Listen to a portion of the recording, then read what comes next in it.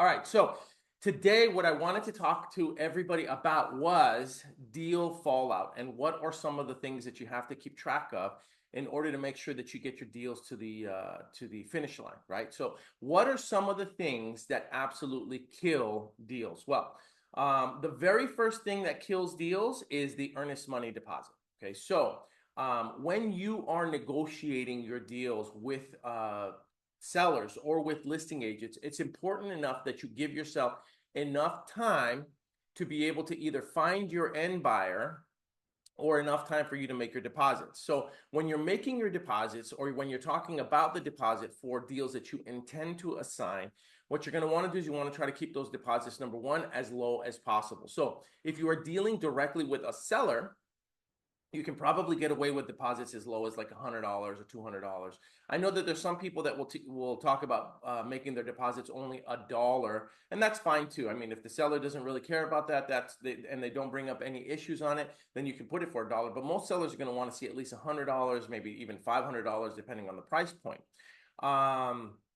What you can do is you can negotiate a longer time for you to be able to place the deposit into the title company or into the escrow company. So what you can do is you can negotiate a 7 business day time frame for when you deposit it. So the language on your offer or on your contract with the seller would say something like earnest money deposit to be deposited within 7 business days. You could even put within 10 business days on there. And if the seller approves it, then you've got 10 business days, which is about 2 weeks for you to be able to find your buyer. So what that does is it gives you enough time for you to find an end buyer for the property if your intention is to assign the contract. If you are dealing with an agent and it's an on-market property, you're going to have to take a couple things into consideration. Agents are probably going to want typically between 1 to 3% earnest money deposit in order for you to contract the property. So if they want 1 to 3%, here's a couple things that you can do. Number one, if depending on the state, so for instance, if it's in California, a 3% deposit on a $500,000 home is a $15,000 deposit. So that's pretty high. And what you can do is you can tell the agent that you're going to make the earnest money deposit after you complete your inspections within 3 to 5 days. And you could try to do 3 to 5 business days.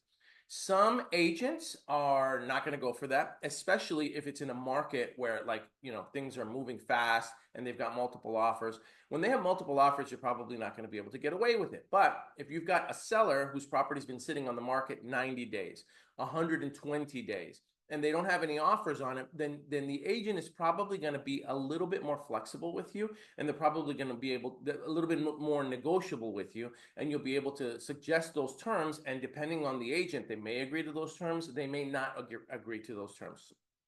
But you don't know if you don't ask. Some of the things that I've done with other deals in where the agents are involved and they want higher deposit amounts is as I break the deposit amounts up. So I will say something like, I'm going to deposit, if they want a $3,000 deposit, I will deposit $500 now. And then in 10 days after I complete my inspections, if we decide that we're going to proceed, then we'll deposit the additional $2,500 that you're requiring. So I guess my message to you is there's always room for negotiation on these things. You don't know unless you ask. So you have to try to negotiate with this. The better you get at negotiating these terms in your favor, the more likely that you're not going to run into any hiccups. So once you've negotiated the deposit time frames, then what you're going to have to do is you're going to have to make sure that you have your end buyer deposit the money as soon as possible. So where I see a lot of deal fallout is when the end buyers that you're working with don't make that earnest money deposit in time. So when you have an assignment contract and you assign the opportunity, you assign the deal to somebody else, your assignment contract should stipulate that the earnest money deposit is to be deposited within 24 hours, or that assignment agreement is null and void, right? That assignment agreement is breached and all rights to the contract go back to you. So you want to make sure that you have the right assignment contracts when you're dealing with these end buyers, when you're dealing with the investors who are purchasing your contracts, the contracts that you are assigning to them. So if they don't make that earnest money deposit within 24 hours, the rights to that contract automatically go back to you. You want to stipulate that in your assignment agreement. And you also, you want to try to screen the buyers as best you can, because there are a lot of wholesalers that will go out there, and what they will do is they will try to lock properties up under contract, knowing that you are wholesaling it too, knowing that you were assigning the contract to, so that they can go out and assign it to somebody else. You don't know these things unless you ask. So it's very important that you get good at asking questions and vetting the buyers that you're working with. So what you're going to want to do is you're going to want to say, Mr. or Mrs. Buyer, number one, have you purchased properties before in the past? Do you have a flipping history? What's your exit strategy going to be like here? Feel them out. Don't be afraid to ask questions. I think sometimes we get so excited about wanting to get a deal that when we hear that someone's interested in the opportunity, we don't screen them well enough. And then, what ends up happening is you assign a contract to somebody else, not knowing what their real exit strategy is or what their real intent is. And before you know it, you've assigned it to them, and now they've made the deposit and they're trying to wholesale the deal themselves. So make sure you ask the right questions. Make sure you know what their exit strategy is going to be. Find out if they're a wholesaler, and there's no shame in point blank asking them, hey, listen, is your intent to wholesale this too? Is that what you're trying to do? You're trying to find a buyer? Because if that's the case, then I don't need to assign it to you. What we can do is we can draft up some type of a JV agreement, and you can still find the buyer and you can still get paid through the JV agreement, through the joint venture agreement. So you won't know these things until you ask the right questions. You have to ask the buyers what their exit strategy is, what their intent is, have they done this before, et cetera, et cetera. So deal killer number one is the earnest money deposit. All right, that's where you have issues where people aren't making the earnest money deposits on time, and through the assignment process, and you haven't negotiated the right time frame for you to be able to make that earnest money deposit. If you're negotiating that you're going to put the earnest money deposit within 3 days, well then you're really putting a vice grip on yourself, because you've only got 3 days to be able to find an end buyer and get them to deposit the money. So that's the first one. First one is the earnest money deposit. The second one is title issues. Title issues is another reason that deals can fall out. So you may or may not be dealing with the actual decision maker of the property. This tends to happen a lot in probate. So when you are talking to a seller or someone who claims to be the seller, you're going to want to check title. You want to make sure that you're dealing with the right person. You're talking to the right person. So if they say, yeah, I'm the owner, and they give you their legal name, and then you go check the property profile and you check the title and you realize that there's another name on there, then you've got an issue. Right? You have an issue. If it's under a trust, then you're going to need them to be able to provide you some type of documentation that they are authorized on behalf of the trust, that they are a trustee of the trust, to be able to sign off on that paperwork. So where do you get this information? Well, you can get this information from a title representative. You can find a title rep that can get you a property profile. You can also find this out using tools like PropStream or Batch Leads. And if you don't have access to those tools, you can get a 7-day free trial of PropStream using our affiliate link, which is Stream, STREM, as in Mary, stream.dispodragons.com. And then you can get a 7-day free trial of PropStream, and you can test out the waters. It's a really, really good tool. You can use it to find data. You can use it to do your LOI mail merge, et cetera, et cetera. So anyway, you check the property profile and you see who is the legal owner. That is another mistake that I see newer wholesalers make, is that they think they're talking to the actual decision maker, and then when they go and they run title, they realize that it's not really the decision maker, or worse yet, that they don't really have the authority to do anything and they have to go talk to somebody else. So so it's important that that you ask questions. You ask the seller questions and you find out if you're dealing with the real decision maker.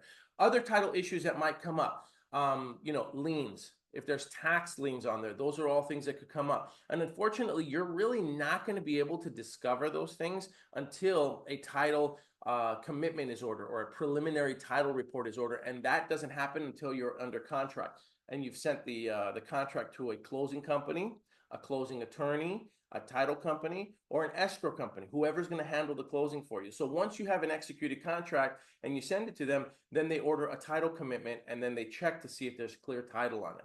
So that does become an issue. That is another deal killer when it comes to this business is that there happens to be title issues, IRS liens, tax liens. The property might be upside down. The seller may owe much more than they initially anticipated. These are all things that happens. Now, let's assume that the seller does owe more than the property is worth, right? Let's say that you go in there, you find out that the seller is what we call upside down. In other words, they are over encumbered. The property, there's a loan against the property that is more than what you're purchasing it for. Well, there's a couple ways that you could handle that. The first way that you could handle that is you could turn it into a short sale. Give me just 1 second. A short sale is really just where the bank is going to have to do research on their end to determine whether or not they are going to approve a sale for less than what the seller owes on the property. So that is something that I've seen come up lately where people are going, they're looking at deals and then they make offers on these deals, but they're making offers for less than what the seller owes because for whatever reason, the seller may not know how much their balance is, their mortgage balance is. And then when they do find out, all of a sudden we discover this is now a short sale. So how could you pivot from finding yourself in that position to where, let's say you've got a seller that the property is worth, ARV is worth 250, let's just say, and you've made them an offer for 165, okay, and the seller owes 200, right? So seller owes 200, you made them an offer for 165, they approved it, ARV is 250. It sounds like it's an okay deal on the surface, just throwing out random numbers. How do you then pivot and still make a deal like that work? Well, in my opinion, if that was, and I was just looking at one similar to that in what state was it? In Tennessee. In my opinion, what you could then do is you could try to do a subject to, right? Because it's ARV is 200, mortgage is ARV is 250, mortgage is 200, and you have a contractor for 165. So what you could in theory do is you could go to the seller and say, Mr. or Mrs. Seller, here's what we'd like to do. We're not going to do a short sale because if we do a short sale, this is going to take us 4 to 6 months. It's going to take us 4 to 6 months to be able to approve the short sale. And now some of you are going to ask me, well, why does it take 4 to 6 months for them to approve the short sale? Well, because of all the red tape and the bureaucracy that a bank has to go through in order to be able to get a loss approved, right? Because you've got all these different levels of people, management, investors that have to approve taking a loss.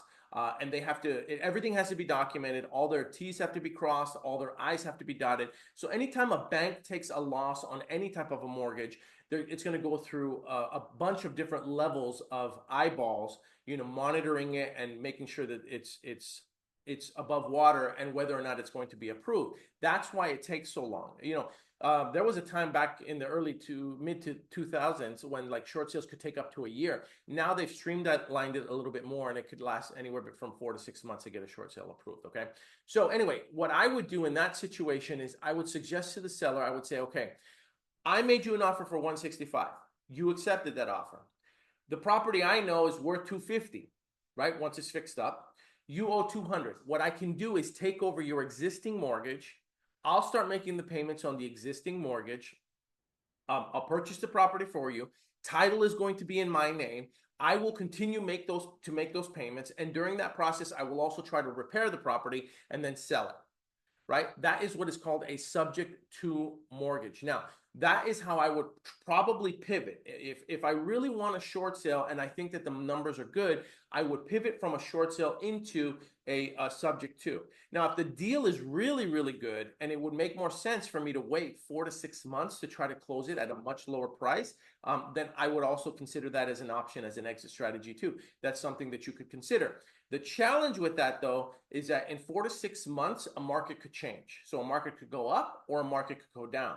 And so while I'm under contract with the short sale at 4 to 6, while I'm trying to negotiate the terms, I better negotiate it at a good enough price to where it's going to make sense for me to wait those 4 to 6 months to even see what the market looks like, 6 months from now. And it could swing both ways. It could swing in the positive and it could swing in the negative. You never really know. That's the only challenge with working with a short sale is that markets can fluctuate and a lot of things can change in 6 months. So What I do with short sales is I analyze that, and if it doesn't look like I'm getting it at a deep enough price, or the bank's not going to approve the deep enough price, then what I'll do is I'll try to see if there's an existing mortgage on it, and I'll try to take it subject to, and then convert that into some type of a subject to into a flip. Okay, so that is another thing that you could consider when you're looking at deals and people owe more than what you're offering them on their transaction. Now, that of course takes a lot of educating. You're going to have to talk to people to make sure that they're educated on the process, making sure that they understand what's going on. But the reality is, a lot of these sellers, because they don't have equity in their property, a lot of them have mentally checked out, and so some of them just want to either get out of the property or walk away with a little bit of money. So understand that if you are purchasing it subject to, that doesn't mean that the seller is just going to sign over their note or sign over the title to the property. They're going to expect some type of compensation, some type of a down payment, so that they can do that. So be prepared for that. A good rule of thumb is you do not want the entry fee on a subject to deal to be anything more than 9%. I say 9% because I know that there's other people that, say 10%, but if you keep it at around the 9% mark, it always keeps the deal attractive. So going back to my original example, if they have a subject to mortgage of, they have a mortgage of $200,000 and you want to keep the entry fee no greater than 9%, 9% of that entry fee would then be, on a $200,000 loan, $18,000. So you've got $18,000. Best place to find these properties? That's a great question, Aneta. The best place to find them is using a tool like PropStream or Batch Leads. That's the best place. You're gonna want to look for those types of properties on there, and you just look for the ones that have negative equity or zero equity. You set those filters. And when you find you set negative equity or you put zero equity, those are all the people that typically are upside down on the property. Or they just recently purchased the property as an FHA or a VA loan, and they came in with very, very little down payment. 3%. VAs come in with 0% down payment most of the time. So that's where you're going to find them. So an entry fee of going back, 9% on a $200,000 deal is $18,000. Now, out of that $18,000, that's what you have to play with to cover the closing costs, money to the seller, and your assignment fee. So keep that in mind. When you are doing a subject to, you want to keep the entry fee below 9%.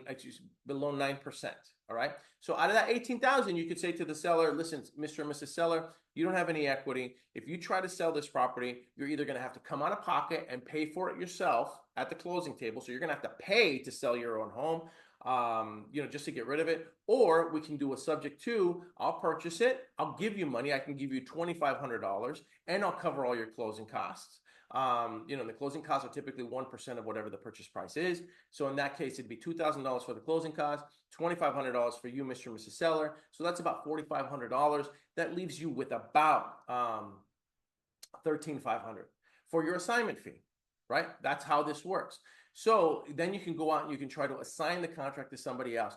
Again, if you're going to be assigning a subject to mortgage, number one, you're going to have to make sure that the interest rate is attractive enough to someone where they're going to be able to purchase it, or the numbers make sense to where they can still buy it, fix it, and flip it, and the repair cost is low enough, and the ARV is high enough to where they can make a profit. These are all things that you're going to have to consider. But I'm sharing this because I want you guys to kind of get a feel for what you're going to be looking for. There's a lot of moving parts when it comes to deals and deal making. So this is one of the reasons that one of the valuable skill sets that you can develop is learning how to analyze a deal from a variety of different vantage points, from a variety of different exit strategies. So you're looking at them and you're saying, okay, that strategy is not going to work for that deal, but this strategy might work for this deal. Or, you don't want to approach every deal just thinking that you're going to have to make an offer for 50 to 60% of the ARV,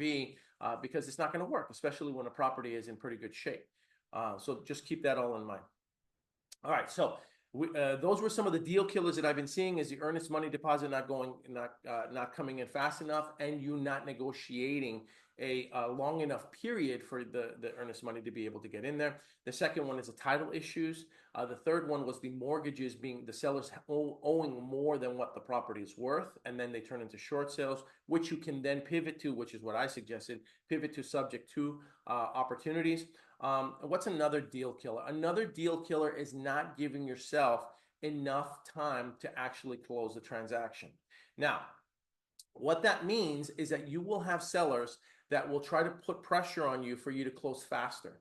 So they'll say, well, I need to close this in the next 14 days for whatever reason. There could be a variety of different reasons. They may need money, they may need to move, they may be facing foreclosure. There's a whole bunch of different reasons why they may want to close faster.